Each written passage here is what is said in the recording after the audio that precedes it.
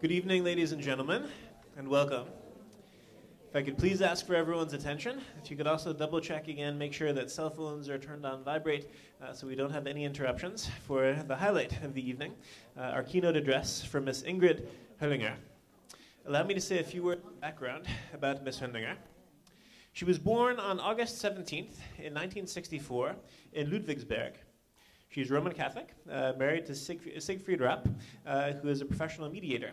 And one thing that I have in common with her is that I am also in part Schwäbisch, which I haven't told you before, but my grandparents actually come from the exact region where she's coming from, and also that she represents in the parliament. Ms. Hönlinger, let me begin by maybe talking about her studies, because I think it's relevant also in terms of the perspectives that she's bringing with us with her speech. She studied initially between 1983 and 1989, first law at the University of Passau. She then continued with her law studies at the University of Friedberg. She passed her examination in 1989. And then she was actually working as a lawyer, more or less from 1992 until 2005. She also had her own law firm in Ludwigsburg since 2001. In 2005, she decided to take more responsibility in her life and entered the world of politics. And actually, in 2005, she began working with the Alliance 90, the Green Party here in Germany. As I mentioned yesterday, Germany is proudly the first country in the world to have the Green Party in Parliament. So in that sense, again, it must have been a very interesting time also as Ms. Hönlinger was developing her career in the Green Party. Since 2009, she's been serving as a member of the German Bundestag. And there is very active in particular with Latin America and also the relations between Latin America and Europe. So that's also a potential area where you can pose questions and make comments later on today. The topic that she's chosen, I think, is a great topic also as we begin to look to the future. She's the last official keynote speaker of the conference, and in that sense, I was telling her has a special responsibility to inspire us also and get us thinking for the next steps, what will happen after this conference in terms of also what we can contribute also to society in our own ways once we get back home. The topic of her lecture is A Vision for Democracy. Ladies and gentlemen, I'd ask you to please join me in a very, very warm welcome for Ms. Ingrid Hönlinger.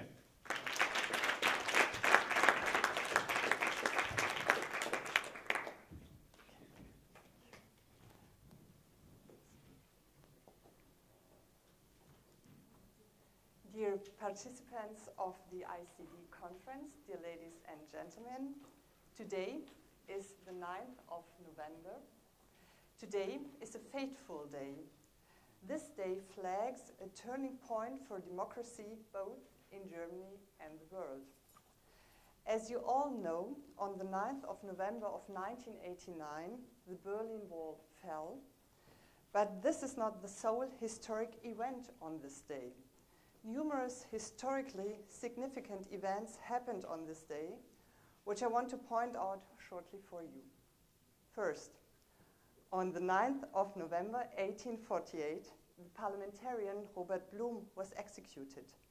His last words were, "I am dying for freedom." Robert Blum's death marks the beginning of the end of the German Revolution of 1848, the end of the revolution that was very much inspired by the French Revolution. Second, on the 9th of November 1918, the so-called November Revolution reached Berlin. After the First World War, Germany was in revolution. On this day, after the resignation of the German Emperor William II, Philipp Scheidemann proclaimed the Republic of Germany from the balcony of the Reichstag. The first democratic republic in the whole history of Germany was born. Third, on the 9th of November 1923, Hitler marched towards the Field Marshal's Hall in Munich and tried to seize power. This beer hall putsch failed, but it also made Hitler internationally known. Only 10 years later, Hitler did seize power. He declared the 9th of November the National Commemoration Day. Fourth, on the 9th of November 1938, Hitler's so-called November pogroms began in Germany. Troops of the SR and SS, the Nazi forces, organized violent attacks on Jewish population all over the country. They set hundreds of synagogues on fire. They destroyed Jewish shops and homes. They slew stabbed and beat Jews to death. In the following time, tens of thousands of Jewish men were arrested and taken to concentration camps like Dachau, Buchenwald, and Sachsenhausen. Fifth and final, on the 9th of November 1989, the Berlin Wall fell. At more or less this time of the evening, 6:53 p.m., the official of the ruling party of the German Democratic Republic, Günter Schabowski, declared the borders open, and he declared it with immediate effect. That was a mistake, as we now know. The ruling party had not planned to open the borders before the next day, but the short and matter-of-fact message already had triggered on an emotional outbreak. Thousands of people surged towards the borders. They opened the way to democracy. I personally recall from this night the people's emotions, their joy and happiness to be able to see again their families and friends from behind the wall after decades of separation. Those were very moving and deep impressions. Looking back on these events of 9th of November, there's just one event that did not end bloody and, however, changed history. This event was the fall of the Berlin Wall. Today we celebrate the 23rd anniversary of the fall of the Berlin Wall, as you all know. Of this wall, there's almost nothing left. You might know the East Side Gallery in Berlin-Friedrichshain, where you can still see some parts of the wall displaced nicely along the river Spree. The East Side Gallery is a reminder of the wall and the victims shot at the inner German border. But with its colorful painting, it is now also a message of hope and peace. If you go into the souvenir shops in Berlin, and I expect a few of you have seen this, you can even buy little pieces of the Berlin Wall to take home. It might be that not all of these little pieces you can buy in the shops are real remains of the real Berlin Wall, but fake or not, the pieces of the wall represent a big part of the city's and world's history. The 9th of November is a day of joy and a day of reminder at the same time. We are happy on the 9th of November because people in Germany and beyond gained freedom on this day. But we also remember the attacks on freedom and democracy which happened on the very same date. In the view of the Nazi pogroms today, the 9th of November is not a national holiday in Germany. After the fall of the wall, it took over a year until the formal reunification of Germany on the 3rd of October of 1990. This is now our national holiday. In the memory of all the historic events on the 9th of November, it is not just important, but a responsibility to all of us to stand up for democracy and its further development.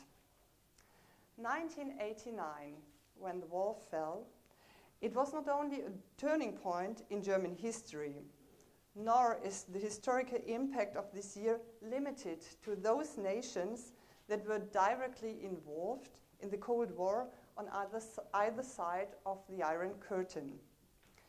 During the Cold War, the real battlefields had been other countries. The war in those countries had been far from cold. Hot, violent battles raged in Asia, Latin America, and Africa. We all know, for example, Vietnam served as a symbol of ideological polarity.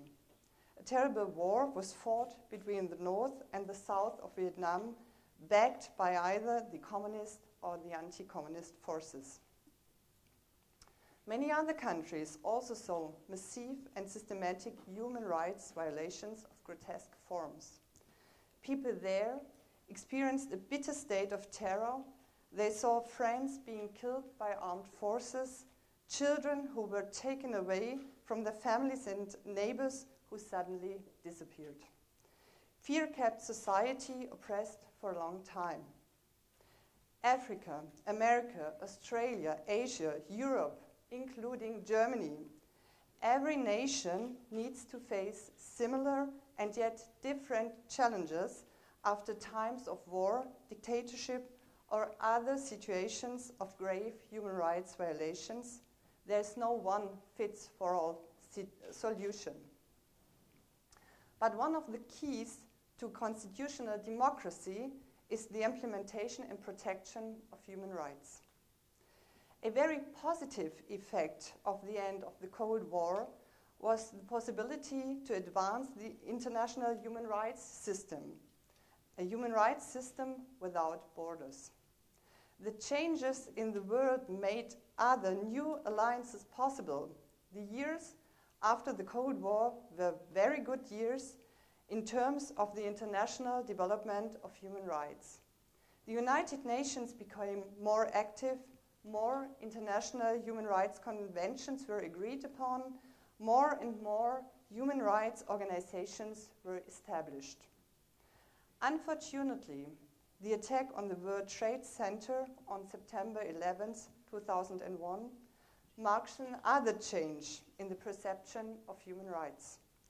In the name of security, states started ignoring human rights which had been established to prevent people from cruel and inhumane treatment, human rights which had been one of the greatest achievements since the end of the Second World War, human rights which bind each and every nation. Guantanamo has become the key word for the scandalous human rights violations in the name of war against terrorism. And I want to express my hope that the Guantanamo Bay detention camp will finally be closed within a short time. But I do not just want to name Guantanamo here. I also want to mention the counterterrorism laws that at least 140 states have passed. Some of them violate the basic rights of suspects and are simply used for politically motivated purposes. All human beings are born free and equal in dignity and rights. This is not my own invention. I just quote the first article of the Universal Declaration of Human Rights. As long as basic human rights such as the right to live, the prohibition of torture, or the protection from unlawful arrest are not granted, democracy remains weak. Human rights are not negotiable, ladies and gentlemen. Let me turn back to the actual democratic situation in Germany now. Since the fall of the wall, the city of Berlin has undergone many changes. The city became the capital of Germany, the parliament, and many federal ministries moved to Berlin. Without the fall of the wall, it is unlikely that you all would be here today. I would not be standing here today, even less likely I would be holding a speech like this on democracy here in Berlin today. After the wall came down, people in East Germany welcomed the democracy because it was a new, real possibility of choice. Today, the Federal Republic of Germany is, as a whole, a democratic state. Today's Germany can learn on the democratic awareness of its people, can lean on the democratic awareness of its people. In Germany, we now have the best constitution we ever had, our Grundgesetz, and we have the best political system we ever had, our democratic system. Today, there's a new generation of grown-ups in Germany who know the Berlin Wall only from history books. Today, society has changed. Germany has become a country where everybody can work their way up, no matter the nationality, the ethnic or social background, the religion, the sexual orientation, the age, or any kind of disability. But I have to admit that this way up is easier for some than for others. Unfortunately, there's a linkage between social advancement and social background. The personal development of children depends to a large extent on their social background. Our challenge now is to annul this unfair and unacceptable linkage and to allow individual development regardless of the respective background. Germany today, especially in Berlin, is a diverse country with diverse ideas. Cultural diversity within Germany is Germany's cultural bridge to the world.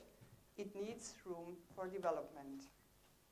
Nowadays, democracy faces new challenges. Democracy in the 21st century cannot stay the same as it was during the days after the Second World War or even after the Cold War. Democracy is neither static nor a project that runs by itself. And democracy does not come from nowhere. Democracy is not carved in stone. A look at the turnout of voters in elections proves that there's a permanent decrease. At the last national elections in Germany that took place in 2009, 30% of the possible electors did not vote. And if you look at the election rates for mayors, the participation rate is even less. That shows every day we have to work on the democratic progress. No progress if, like it is in science, a regress. We have to reformulate democracy to develop it. Our challenge now is to rethink our idea, our vision of democracy. My conviction is we have to fight for a democracy wherein people can really take part in decision-making processes. I do not want a democracy of spectators. I want a democracy that is active, that is alive. Confucius said, I quote, "Tell me and I will forget. Show me and I will remember. Involve me and I will understand." This old wisdom is still true and has not lost its relevance nowadays. It is important to enhance the possibilities and means of participation for every citizen in Germany and the European Union and worldwide.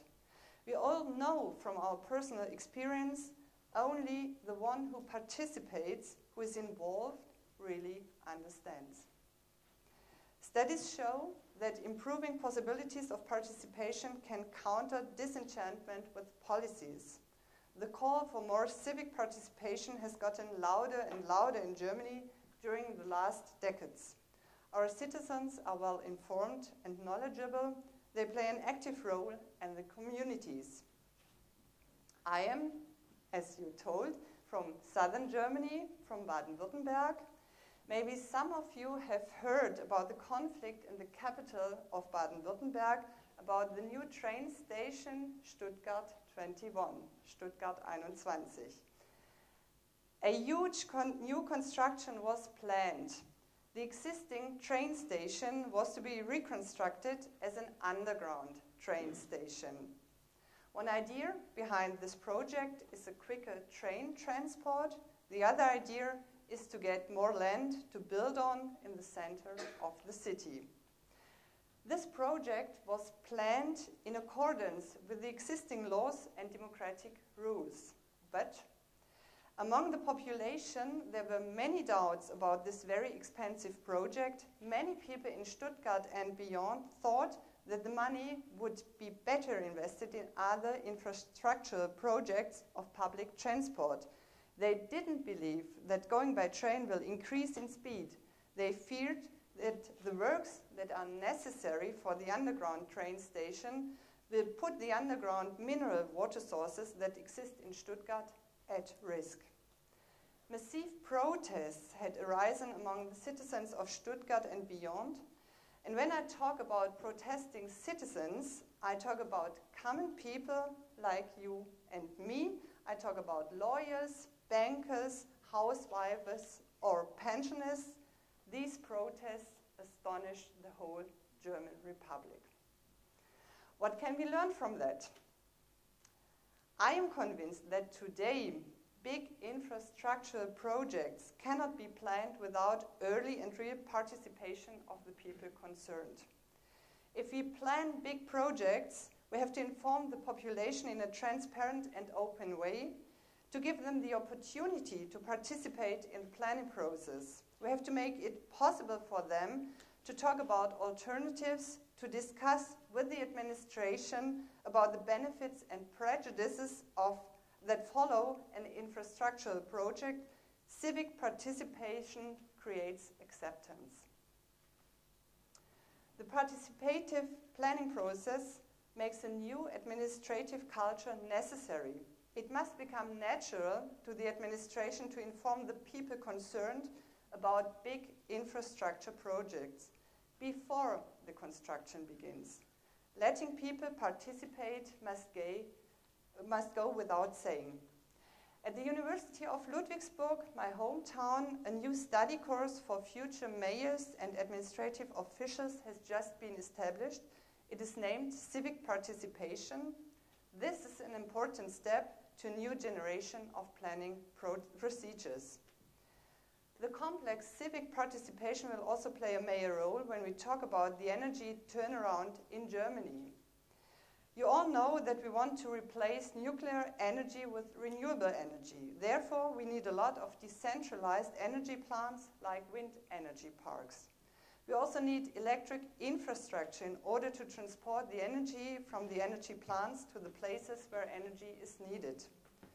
I'm convinced that we can reach the ambitious aim of the nuclear phase-out and the energy transition only if we let the people concerned participate in the planning measures. It is also time for implementing more direct democracy in Germany. In Germany, the people can initiate referenda at community level and at the level of the federal states, like in Bavaria or Berlin. But at federal level, direct democracy does not exist yet. My political party, the Greens, have demanded direct democracy for years now. Of course, direct civic participation is a supplement to the parliamentary representative system of our constitutional democracy. It is not to replace the existing system. Why does direct democracy not yet exist at the federal level? In Germany, the implementation of direct democracy requires a constitutional amendment. So far, we have not found the majority in the parliament for such an amendment. I accept this majority decision, regardless of my own opinion, as a result of democracy. But I am confident Germany has changed a lot in the past years. German society has become more diverse and more international. German society has become more open, even regarding direct democracy. Living democracy is more than a trip to the ballot box every 4 years. In a living democracy, we want people to participate in the decision-making process, to make their own decisions on matters, not only during the elections. On the European level, the year 2012 has brought many dreadful news, but there are also good news. Since April 1st of this year, every European citizen has the possibility to propose a European Citizens' Initiative. The European Citizens' Initiative allows European citizens to participate directly in the development of EU policies by calling on the European Commission to make a legislative proposal. One proposal now is one against the privatization of water supply and deliverance, for example. With the initiative, the European integration is brought nearer to the people. With the European Citizens' Initiative, the European Union has established the first cross-border instrument for citizen participation in the world. It's the first one in the world across the borders. The effect coming with such an innovation should be recognized far beyond the borders of the European Union. EU citizens can not only elect the European Parliament every 5 years, they can also directly be part of the European policy. This initiative is a step in the right direction, but this is only a first step. More possibilities for direct decision-making within the European Union should follow. We actually have a democratic deficit in the European Union. The actual way of several states' management on the euro crisis is met with refusal by a major part of the population, and we are missing acceptance among the people. That is not only because of the factual content of the decisions. People rather get the impression that profound decisions are made in a centralistic executive way without their consent and without consent of the democratically legitimated national parliaments. Government decisions are made behind closed doors. The community is not involved in the decision-making process. The European debt crisis could turn into a European legitimation crisis, which could be at least as fatal as the debt crisis. To prevent such a legitimation crisis, democracy in the European Union has to be strengthened. This debt crisis should be seized as an opportunity to cure the democratic deficit in the European Union by strengthening the rights of the European Union and the national parliaments, establishing European parties as well as transnational lists for European Parliament elections. Europe should open the doors for more parliamentary and direct democracy in the European Union. The famous German poet Johann Wolfgang von Goethe said, "Democracy does not race, it reaches the finish slowly but surely." In memory of all the historic events on the 9th of November, it is not just important, but a responsibility to us to engage ourselves in democracy and its further development. Ladies and gentlemen, let us work together. Let us use our enthusiasm and our competences to reach the ambitious aim of a living, active, and participative democracy, a democracy based on peace, freedom, and human rights, here and everywhere in the world. It is up to us to shape it. Thank you very much for your attention.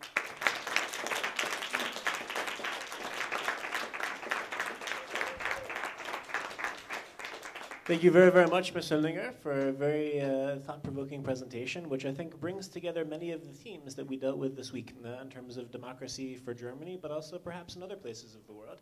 Since we have such an international audience, I'm hoping that you will also give your feedback and your questions to also Ms. Hönlinger about how this is maybe relevant or not in the context where you're coming from. So this is your chance to pose any questions that you have for Ms. Hönlinger. And then as always, if you could briefly stand when posing your question and introduce yourself. Who would like to pose the first question? Okay. Hi, my name is Emily Rothschild, and I'm an American doctoral candidate, and I live in Hamburg now. My question to you regards immigrants or people with a migration background and voting. I was wondering if you knew what their percentage of the electorate was in 2009, whether they're voting in high numbers, and whether there are particular outreach efforts to try to get them involved in the democratic process. Thank you. So, for having the right to vote here in Germany, you need the German nationality. So only the immigrants who change their nationality or have the double nationality can vote here in Germany. And the participation is very different. My aim as a politician is to make immigrants vote, because I think they are a very important part of the German society now, and it is decisive for them to vote for the candidates representing their problems. So it's a permanent democratic discussing theme. When I came here, I talked to the taxi driver who has got Turkish Turkish roots, and I asked him, "Do you vote here?" And he said, "Of course, since 10 years I have got the German nationality, I do it, but I would wish that I could keep my Turkish nationality in order to have my home in the two countries." Okay, thank you. Who would like to pose the next question? Make the next comment? Okay, Darnell. Thank you for your presentation. You know, I think it's important to mention that after the fall of the wall, that over 100 black men have been murdered here in Germany.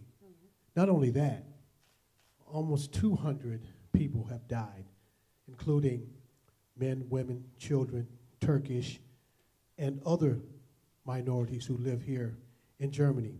In fact, some of these instances or incidents involved intelligence agencies looking at people being murdered.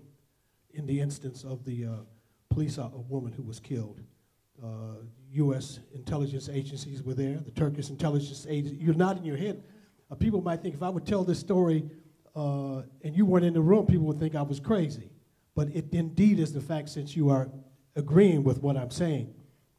So I think that, and I understand that when you made your presentation, you were mindful of that, and you not mentioning that was not a question of you trying to hide it or cover it up, but it just wasn't mentioned. So when we talk about a vision of democracy for some people who have gone through great expense and danger to even get to Germany, to come here and then be murdered by some elements, some neo-Nazi elements, some right-wing fascist elements in this country, I think that it's important to point that out.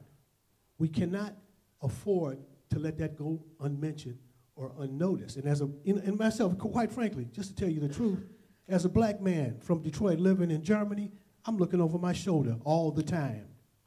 And that shouldn't be. Well, I'd have to say I'm looking over my shoulder in Detroit too. but that does not, excuse either of the situations. The other thing is, and I'll be brief, if we talk about a vision of democracy, Germany has 80,000 prisoners locked up. I mean, men and women locked up in the prisons of Germany. America has 25% of the world's prison population. 200,000 whites, 600,000 Latinos, and 1.5 million black men. And I think that needs to be addressed. We also have a gentleman here from Syria who is talking about the situation that's unfolding in Syria. So it's important to point these things out in the context of the discussion about democracy. Thank you very much.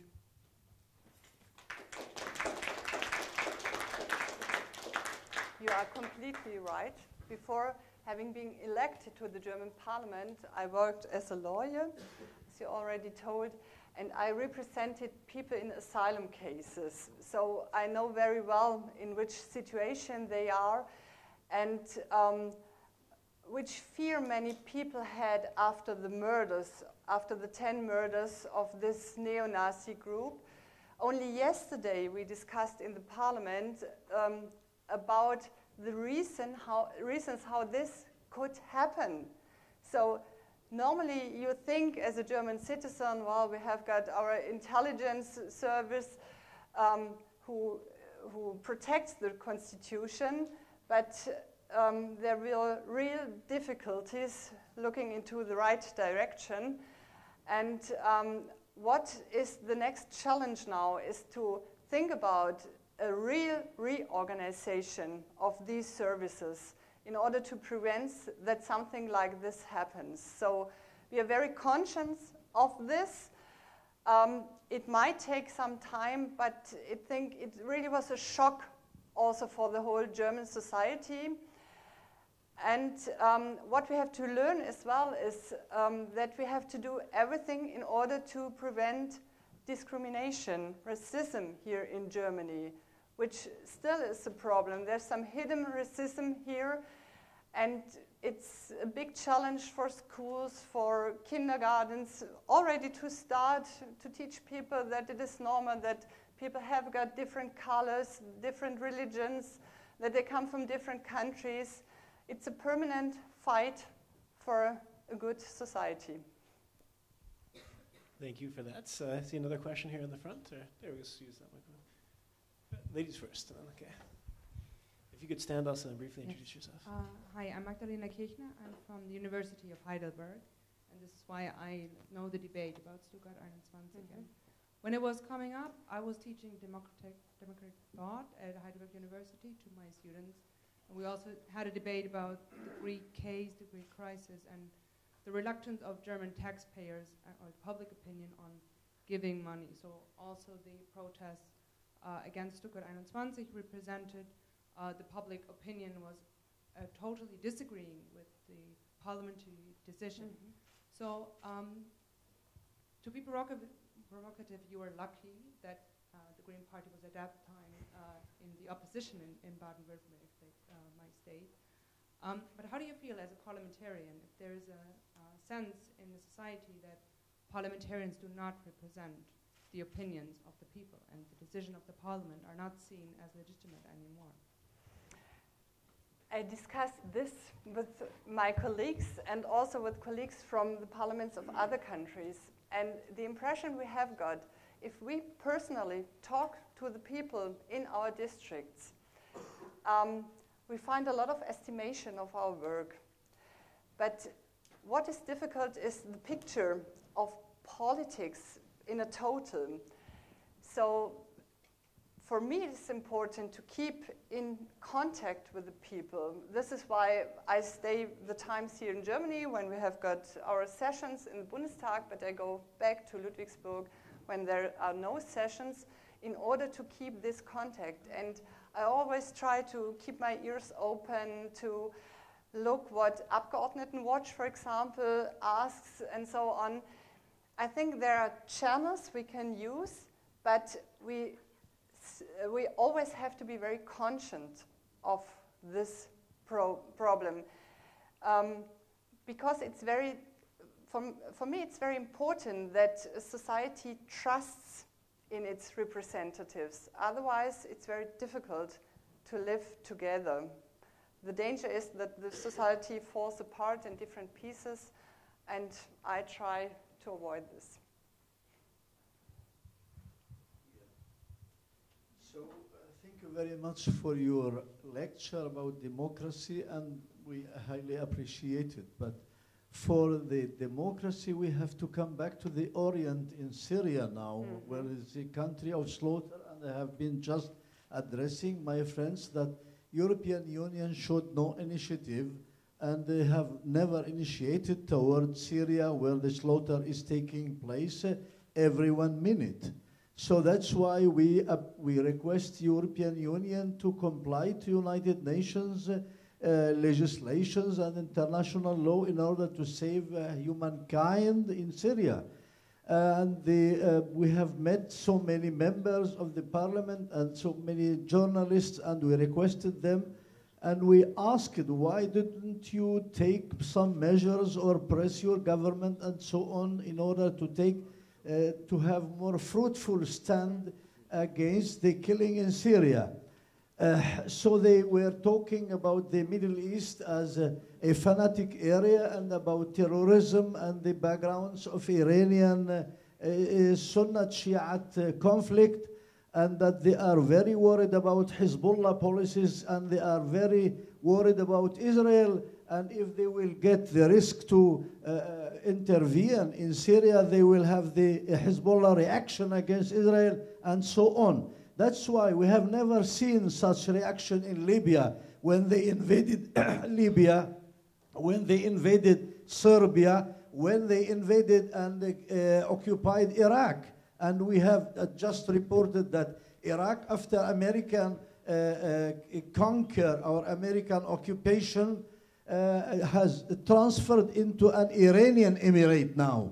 So we wonder about your policies, which never defend policies, but always defend oil, because they always said that we never go to the Gulf because we never want to make somebody or push somebody to block the oil embargo or channels or passage to Europe.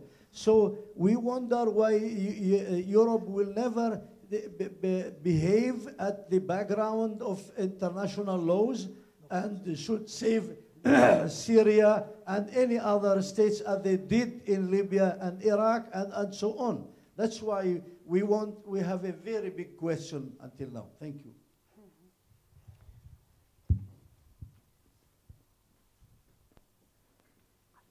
What happens? Yeah. Policy towards Syria, or? Well, I can respond to you. As I understand you, you want the European Union to attack? No. So what do you ask us for? We just requested them for non-fly zones in order to keep the civilians who are launched by heavily attacks by artillery, by helicopters. We would just wanted to stop the Syrian air forces, Syrian regime air forces, not to kill civilians and not to attack civilian infrastructures. This is one. Two, to take a decision in Security Council as it did for Serbia, Libya, and other places. So we are member of the international community, and we were founders of Security Council, General Assembly, and UNESCO, and so on. You have to look about, you have to seek a solution for Syria, and it's not me. I forward questions, I forward requests, but it is not me who will find and create solutions. It's Europe, it's United States, it's General Assembly, it's Security Council, it's the modern liberal world. It's not me. So why do you submit to the pressures launched by Hezbollah and he sabotaged Europe now? I don't want to interrupt, but we should try. I don't want to, because I think there were some other questions as well. I think we should conclude if possible. Maybe a brief response if you'd like. If not, I know there are many other questions as well. So I understand very well the worries you tell me. I'm a member of the Commission of Human Rights, and we discussed a lot of times about the situation in Syria. We asked the representatives of our government what they are doing, and I can tell you everything within specific measures they are doing on the diplomatic level. A further step seems to be dangerous, and this is the thing what they are thinking about. And if you talk about non-flying zones, how can you guarantee this? You need somebody to guarantee non-flying zones.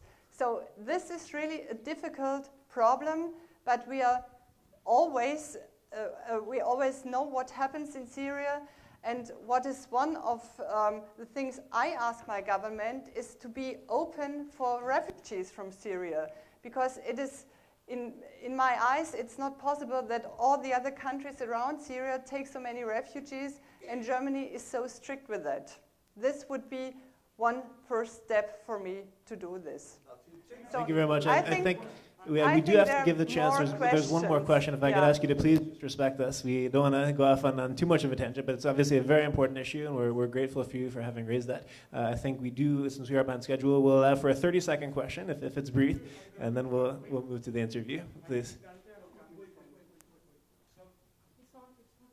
Hello. Better? Yeah. I'm Dante. I'm coming from Greece. I suppose that you know that a few months ago, during the elections, for the first time in the history of Greece, a fascist party entered the parliament. And most probably, I expect that in the coming European elections, actually, they will enter the European Parliament as well. And we're talking about a party who actually celebrates Hitler as well. And I just wanted a quick comment if the German Parliament is aware of that, and what's your thoughts on that, and if you actually have some policy on that, if you're discussing it at least. We are discussing it already since other populist parties entered the parliament, for example, in the Netherlands. So it's a problem we have got in Germany, but it's a special in Europe, but it's a special problem in Greece. And for me, as a Green parliamentarian, it's decisive to help Greece in this crisis, because for me it's very important that the European Union keeps together. And what makes such a party come into the parliament is the problem that the people don't have hope anymore. And our job as Germans and the rest of the European Unions is to give them back this hope. And then we can continue together, hopefully. Ms. Hönlinger, we've actually prepared a number of questions ourselves for you, so if you would still allow us, we'd love to do a brief interview just on the stage over there. Before we move to the interview, however, I'd like us all to be...